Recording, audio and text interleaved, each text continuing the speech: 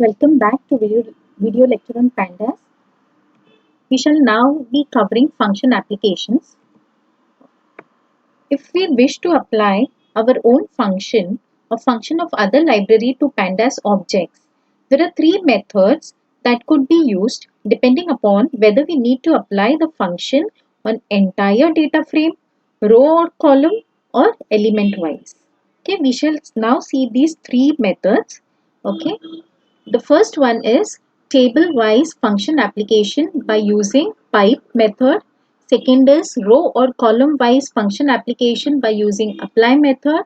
And the third one is element-wise function application by using apply map method. Okay, we'll start with the first one.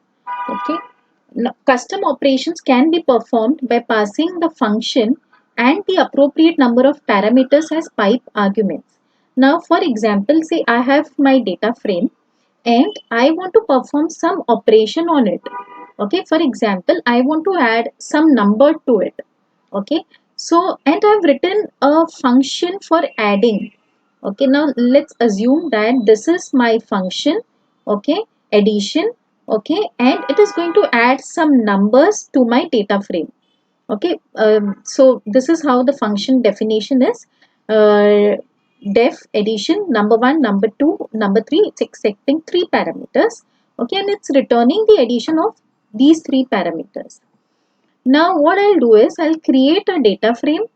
Okay, say these are my values 1 to 3, 10, 20, 30 and 100, 200, 300. These are the values of my data frame. Okay, I'm creating my data frame, pd.data frame. Okay, and now what I'm doing is I'm using pipe. Okay, basically I want to add 2 and 3 to the elements of my data frame. Okay, so what I'll do is I'll write df.pipe addition. I have already written the function addition. Okay, it's accepting three parameters. First one is the data frame element, second is 2 and the third one is 3. Okay, so basically this is just to show you all how to pass two arguments. We could have easily written 5 over here instead of writing 2 and 3 separately. But just to show how to pass two arguments, I have taken this small example. So basically what the addition function is doing, it's taking three parameters and it is returning the addition. Okay, so what are those three parameters? The first parameter is the data frame element, second is 2 and the third is 3, and it's adding 2 and 3, that is 5, to the data elements of the data frame. Okay, let's have a look.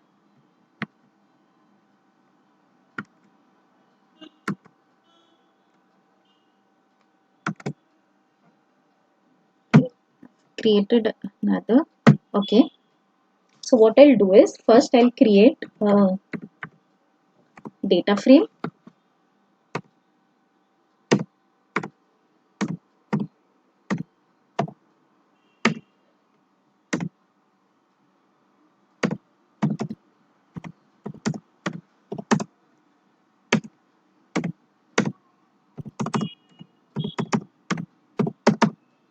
Okay, it's simple list of list.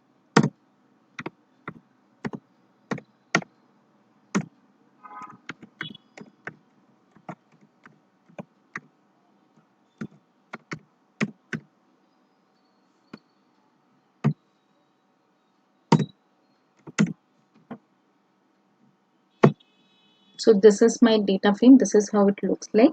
Okay, now what I'll do is I'll create the function.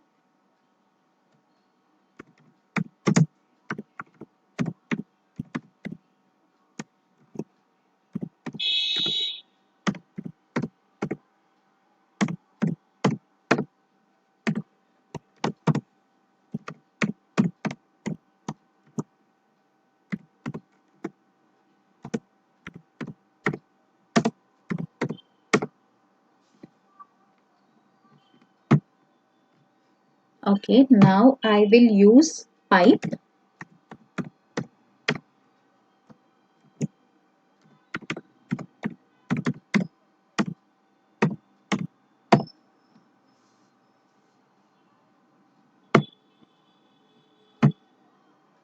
Okay, So what it has done, see, I'm passing 2 and 3. 2 and 3 means 5. So basically I'm adding 5 to all my elements. So 1 plus 5, 6, 2 plus 5, 7, 3 plus 5, 8, 10 plus 5, 15. Okay. So basically it has called addition on all the elements of the data frame. Okay. Let's move on to the second method. Functions can be applied along the axis of data frame using apply method.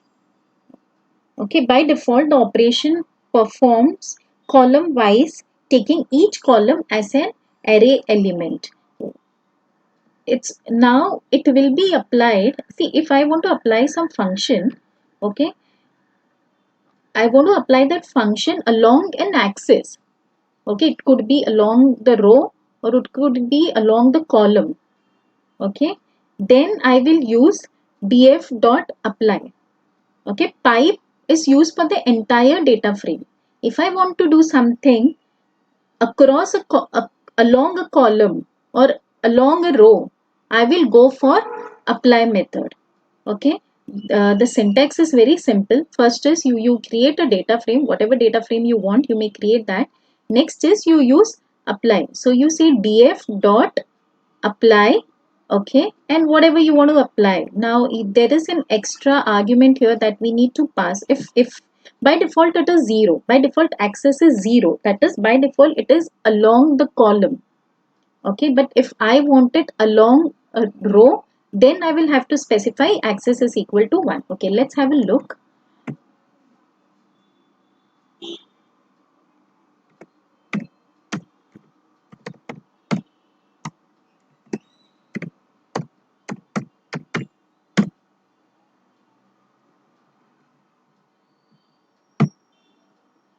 Okay, so basically what it has done, it has calculated mean. Okay, we have said df dot apply np dot mean. Okay, my np is actually, I have imported the numpy package. Okay, import numpy as np. I have already done that. Okay, so what I'm basically doing, I'm saying df dot apply np dot mean. Okay, so it is applying mean along the column. By default, it is along the column. So 1 plus 10 plus 100 divided by 3. Mean is nothing but average. Okay, so basically 111 triple 1 divided by 3 and it's returning you 37. Okay, so 222 divided by 3, it's returning you 74. 333 divided by 3, it's returning 111. Now, if I want it along row, okay, I will say axis is equal to 1. By default, axis is 0 if I want it along the row. Okay, so mean of 1, 2 and 3 is 2. Mean of 10, 20 and 30 is 20. And mean of 100, 200, 300 is 200. So what we have done is we have applied column wise or row. We can apply some method column wise or row wise. Okay, by default it is along a column. Okay, along a column, or you can say across rows. Okay, if you want to make it along a row or across columns, you will have to specify axis is equal to 1. Okay, moving on to the third method. Okay, if you want to apply a function to a data frame element wise, element by element, then we use apply map. See, pipe is used for applying the function to the entire data frame. Okay, apply is used for applying it across along a column or along a row, and apply map is used element wise. The syntax is simple. You just have to say df dot apply map, and whatever function you want to apply, you may. Okay, so let's have a look. Okay, I'll do one thing. So we'll use the same one.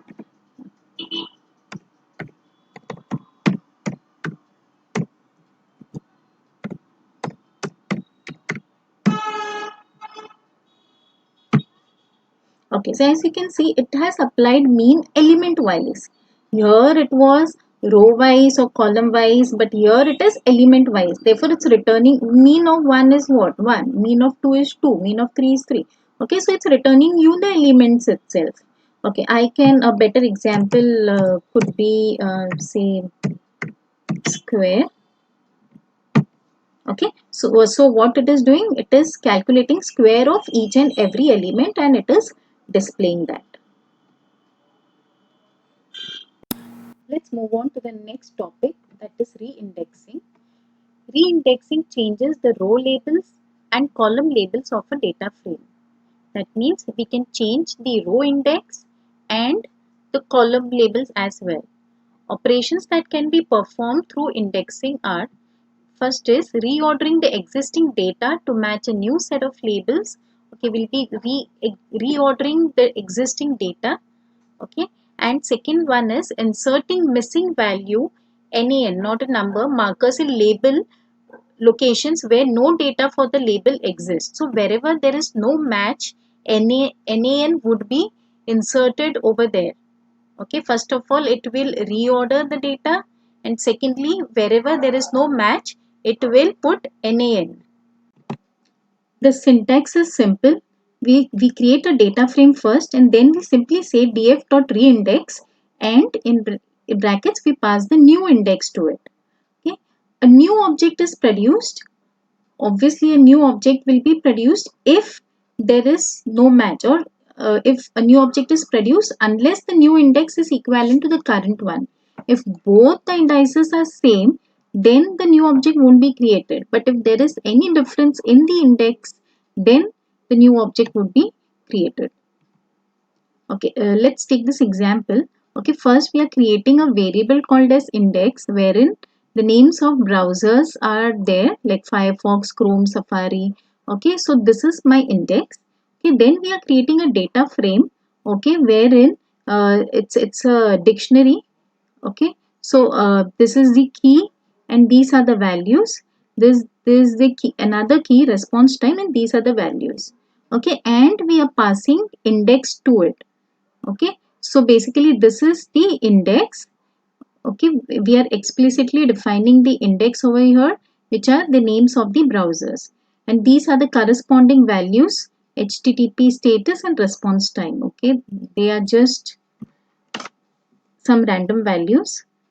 Okay, and then if we create a new index, okay, this is the new index wherein some values are common.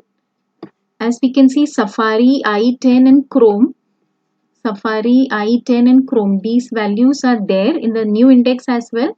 And there are certain new values also, like Ice, Vessel, Komodo Dragon. There are new values also.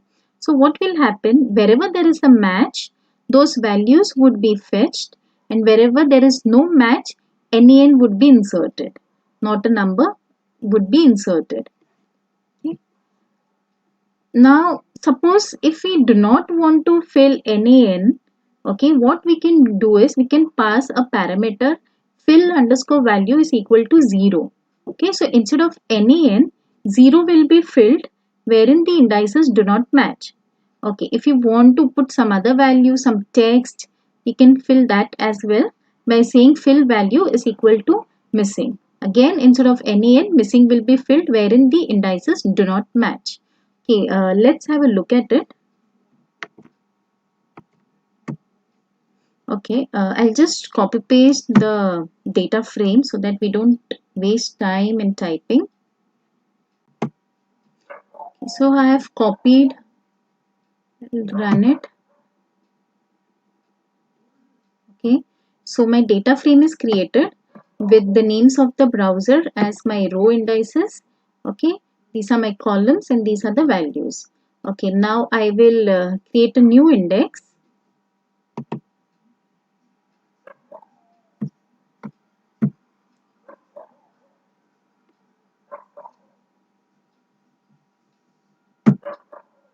Okay, so I've created a new index. Okay, new underscore index. I'm storing some new indices in it. Okay, and then I'm saying df.reindex and I'm passing that new index to it. So as we can see, it has been changed. Okay, Safari, it has taken the same values. Okay, Ice Vessel, since it did not had any, there was no match. It's mentioning NaN. Okay, even for Komodo Dragon, NaN is there. i10, there is a match and therefore the values are inserted. For Chrome as well, there is a match and so the values are inserted. So this is how it will be. Now suppose I, instead of NaN, I want to write some, say maybe we can go for 0 or missing value, anything. Okay, so I will have to pass a parameter fill underscore value.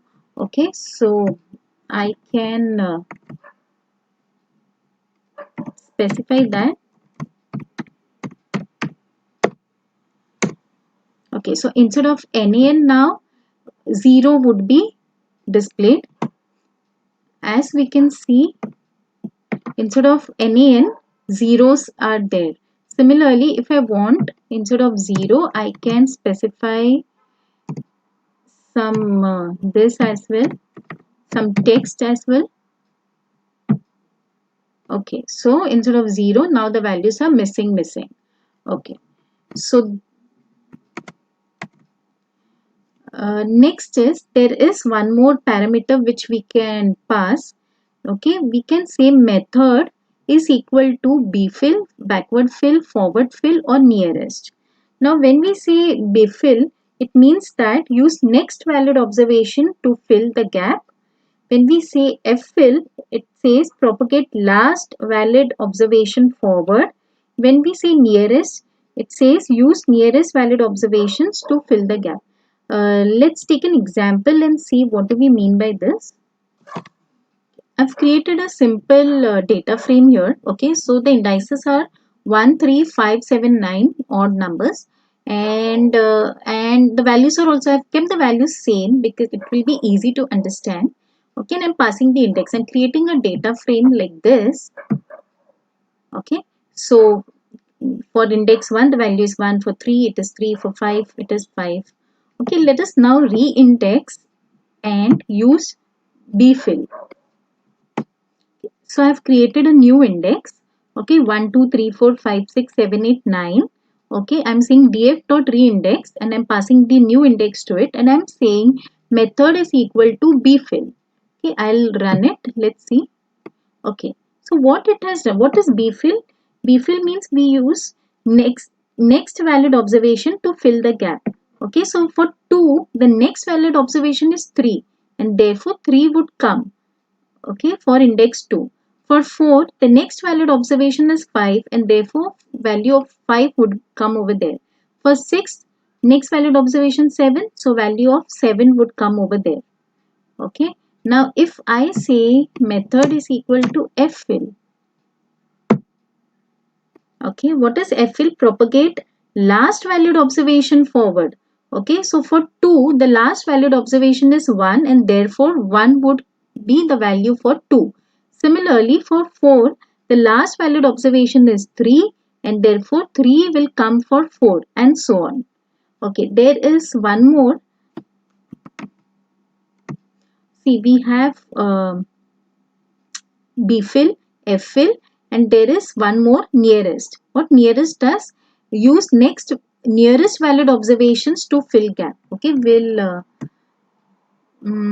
change this to nearest now, and let's not change much. Okay, now now the method is equal to nearest. So 2 is actually near to both 1 and 3, but it's using 3.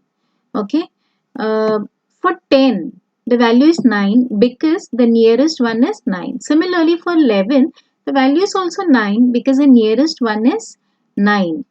And it will so on. If we write 12 also, the nearest one would be 9, and therefore the value of 9 would appear for 12 as well. The next topic is sorting. There are two types of sorting available. One is by label, and the other one is by actual value. By label means by row index or by column names or column labels. This one is by actual values of the data frame. Okay, so let's start. Let us see sorting by index. Okay, that is, it will sort by index and not by value. It will sort the indices. Okay, now the syntax is simple. We create a data frame first, and then we simply say df dot sort underscore index. Okay, so it will sort according to index. Okay, let's have a look at it.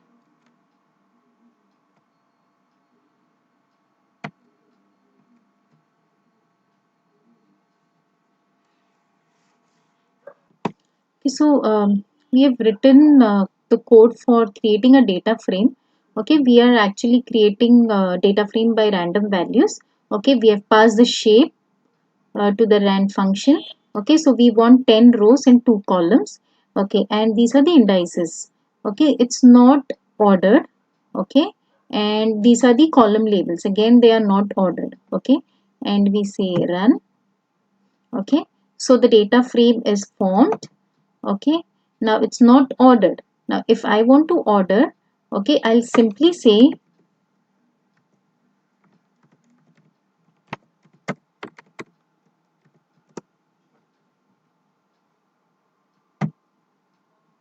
okay, so now it has sorted the data frame according to the index. It's an order now. See here, it wasn't ordered. Okay, 0 is here. Okay, now this is ordered. 0 1 2 3 4 5 6 7 8 9. Okay, now then next is if I want, by default it is ascending order. If I want it in descending order, I'll simply say ascending is equal to false. So it will sort according to, it will sort in descending order. Next is sorting the columns. This is row index. We are sorting according to row index. Now by default it is row. By default the axis is 0. That is, it sorts by row. But if we can change it to column, that is sorting by column index or column label, we simply have to say axis is equal to 1. Now let's take the same example and specify here axis is equal to 1. So now it will sort according to column. See, it is column 1 and column 2. Here it was column 2 and column 1, and now it is column 1 and column 2, and the row indices are not sorted. Basically it is sorted according to uh, column 1 and column 2. Okay, let's move on to the next. Sorting by values. That was sorting by index. The indices were sorted. Okay, now we have to sort according to values. Okay, it accepts one parameter, by is equal to the name of the column. Now it, you can have column, you can sort according to names. Okay, you can sort according to age, according to marks, according to rank.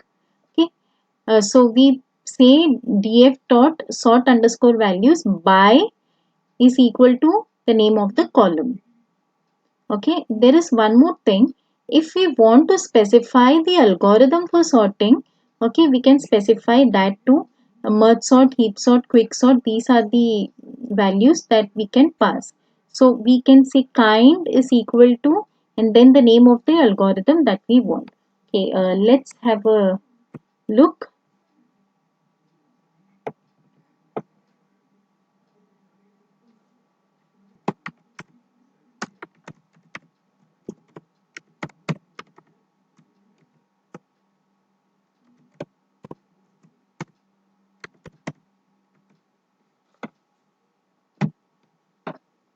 So now it is sorting according to column 1. So see, in 0 0.01, 0 0.16, 0 0.16, 0 0.32, 0 0.53, 0 0.54. It is sorting according to value. Okay, and we have specified according to column 1 values. So the respective column 2 values and the respective row indices would come. The next topic is working with text data. Pandas provide a set of string functions. These functions ignore the missing value or NaN values. Now, since these methods work with Python string functions, what we need to do first is convert the series object to string object and then perform the operation. Okay, so let's have a look. The first function is lower. Okay, what it does, it converts strings in the series to lowercase. This is the syntax for that. Okay, let's quickly see. Okay, I'll create a series first.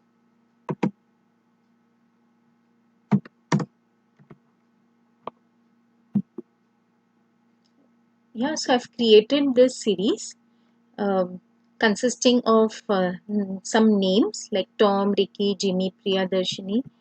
Next is we'll see the functions one by one. Okay, the first function is lower. So what it does, convert strings in the series to lowercase. So all I have to do is specify, first convert the series to string. So s.str dot lower.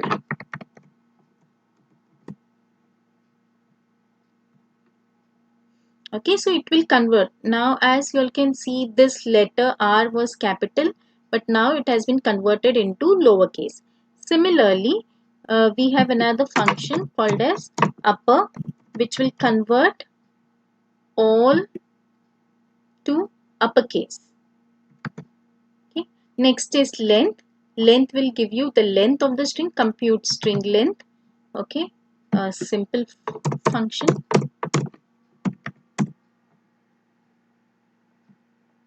So it will give you the string length. This is 3, this is 5, this is 5, this is 13.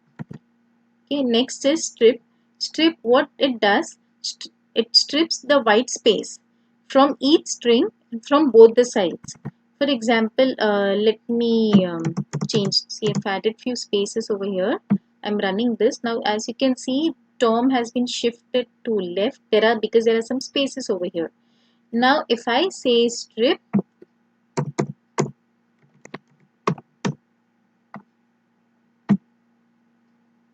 okay, now Tom, the white spaces have been removed. Okay, strip will remove the white spaces. Next is split. It splits each string with a given pattern. Now let's say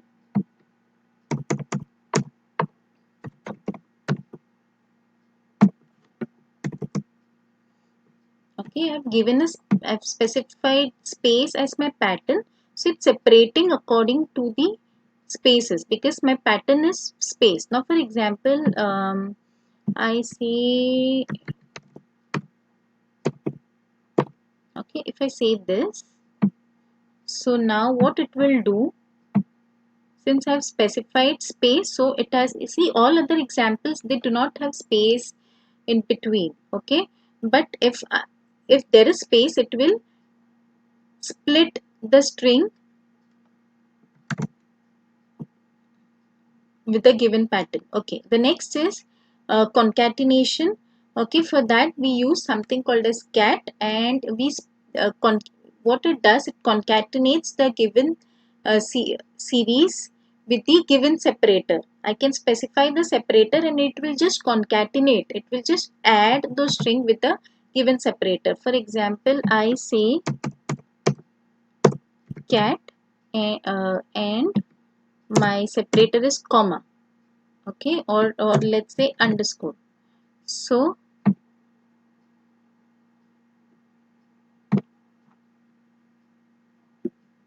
it's the error. I have to specify that it's a separator. Okay, so it has separated the strings by underscores. Next is contains pattern. Okay, so returns a boolean value true for each element if the substring contains in the element. If basically we pass a pattern to it, and in case if that string contains that particular pattern, then it returns a boolean value true. Okay, so let's see this. Contains, okay, and in bracket I will specify the pattern. Okay, for an example, let's say okay, I want to look in for this particular pattern let me run this. Okay, so for the first there is no so it's returning false. It's returning false. Here it's returning true because is over there. Here it's returning false.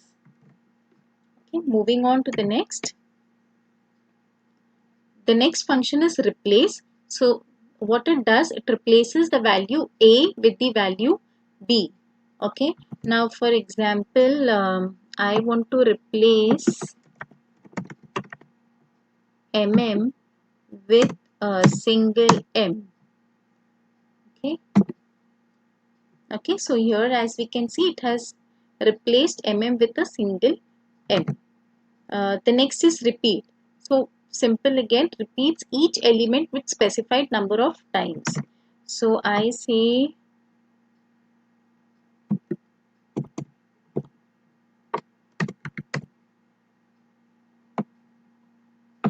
three times.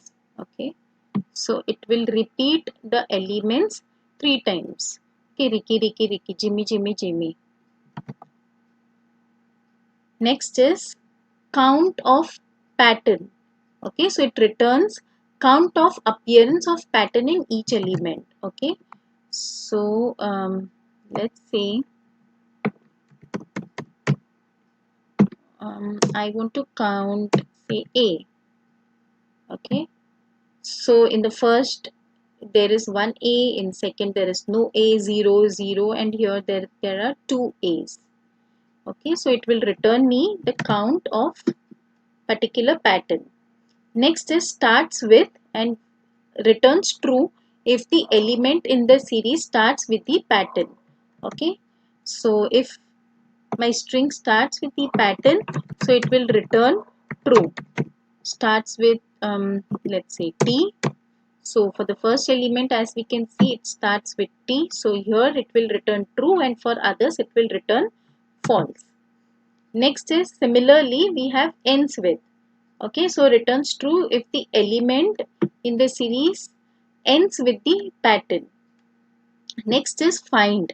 Okay, find, it returns the first position of the first occurrence of the pattern. Okay, so if I say find, okay, and anything we can give any pattern.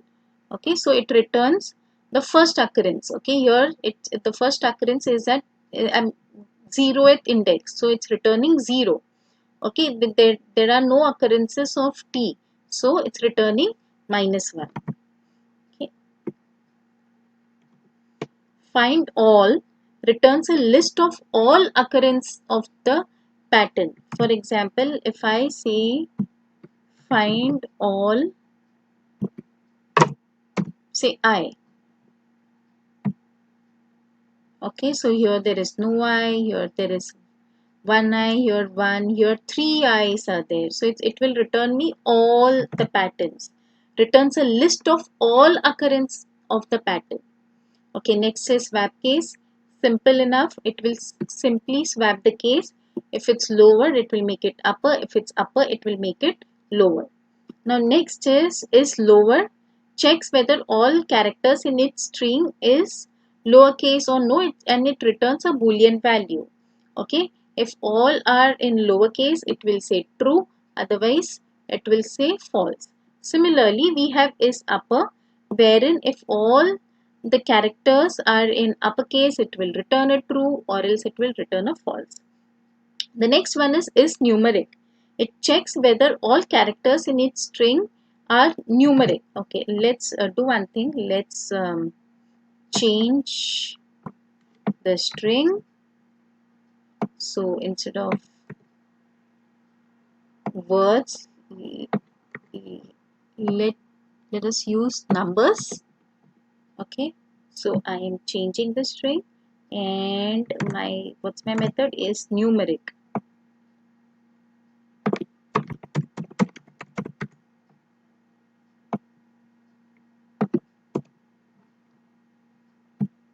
Okay, so since they are numeric, it's returning true. So to summarize, in today's video lecture, we saw how to apply functions, external functions to pandas objects. We saw how to re-indexing the data structures of pandas, how to sort the data according to index and according to value, and we saw some functions that we can use while working with text data. Thank you.